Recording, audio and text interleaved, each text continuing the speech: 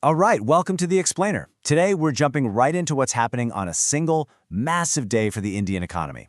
We're talking about huge policy changes, new deals, and some really big corporate moves that are literally reshaping the country's future as we speak.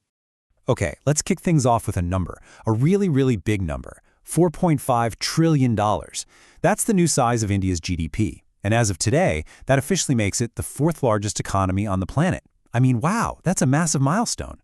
So the big question is, how did this happen? And more importantly, what does it all mean? Well, that's what we're here to figure out. We're going to unpack this great institutional reset by looking at 5 key things that, believe it or not, all went down on a single day. All right, first things first. Let's dig a little deeper than just that big headline number. What's actually powering this incredible growth? What are the engines here? You know, this kind of growth doesn't just happen by accident. It's not a fluke. It's actually built on a bunch of really powerful trends all coming together. You've got this amazing startup scene, a super strong export sector, but the thing that really stands out to me is this move toward a domestically funded market. Think about it. Indian retail investors are pumping over 23,000 crore rupees into the market every single month. That makes the whole economy way more stable, way more resilient, and a lot less shaky when things get weird in the global markets. Okay, so the economy is booming, right? But that's only one piece of the puzzle. To keep that momentum going, you can't be using an old, outdated playbook. You need a modern rulebook. And that's exactly what's happening. The government is completely overhauling some of the most fundamental laws in the country. Now check out this table. It really shows a huge shift in thinking when it comes to rural employment. So the new law, this VBG Ramji, it actually offers more guaranteed workdays, which, sounds great. But here's the catch. Look at that funding split. 40% of the bill now gets handed over to the states. That could be a really big deal for their budgets. And another thing, it's now top-down allocation. So instead of just reacting to demand, the central government is setting the budget from the start. The idea is to make spending more predictable, but man, it's a major change from how things used to be done. And at the exact same time, the financial markets are getting a massive and frankly long overdue upgrade. I mean, think about it like this. Imagine driving in a city where there are 3 different sets of traffic rules from 3 different eras. It'd be chaos, right? Well, that's kind of what India's financial markets have been dealing with.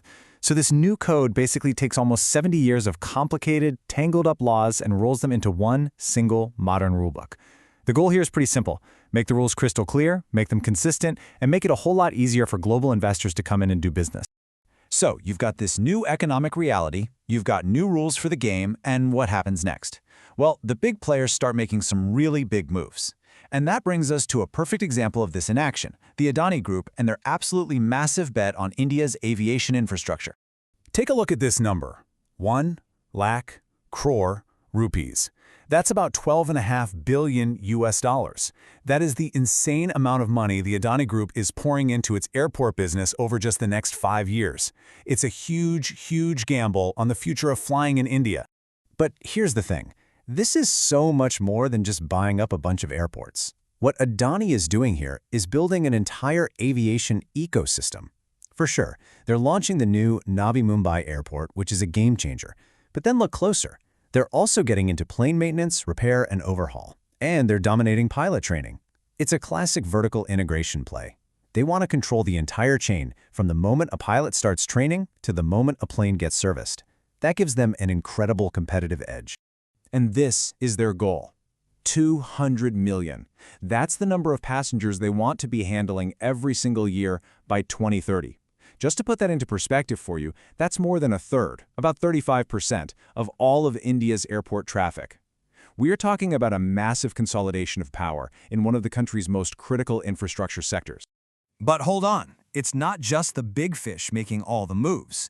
The engine room of future growth, the startup scene, is also getting a huge injection of cash and confidence.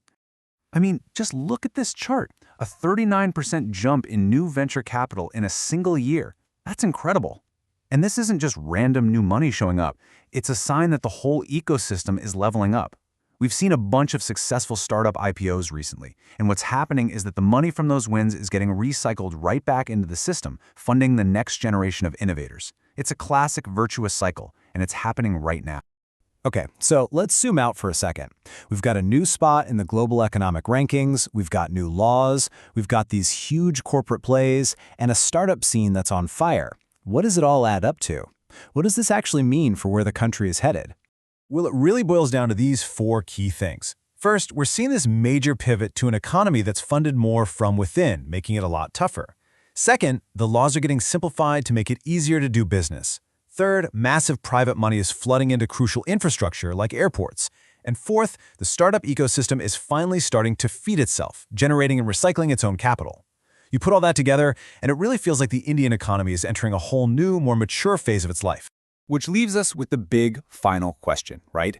Is what we're seeing a truly sustainable transformation, or is this incredibly fast top-down reset just a massive high-stakes gamble? Honestly, the speed and the sheer scale of all these changes are unlike anything we've seen before. And the answer to that question, well, that's what's going to define India's future. So what do you think? Are we looking at a sustainable transformation or a high-risk gamble? We'd love to hear your take, so drop a comment below. And hey, if you found this breakdown valuable, you know what to do. Give it a like, share it with someone who'd find it interesting, and make sure you subscribe so you don't miss our next explainer. Thanks for watching.